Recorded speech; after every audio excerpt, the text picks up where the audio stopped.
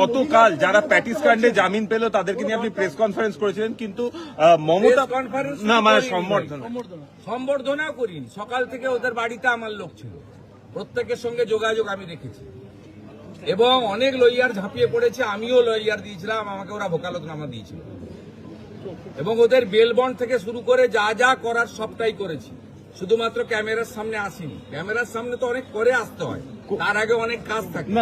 কাজগুলো নীরবে নিভৃতে আমি করেছি। আমি হিন্দুদের ক্ষেত্রে কমিটেড।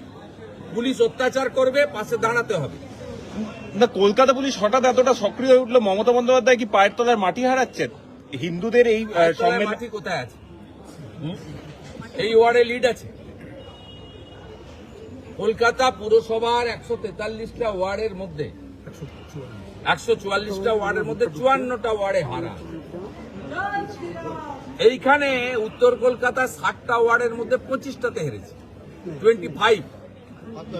এত লুট করার পরেও এই মানিকতলাতে তাপস রায়ের সঙ্গে ডিফারেন্স কত ওদের? সুদীপ বন্দ্যোপাধ্যায় অনলি 3000। এসআইআর পরে তো মানিকতলাতে 30,000 লিড বিজেপি। এখানে 45,000 ভোটারের নাম নেই, নতুন ভোটার লিস্টে থাকছে না।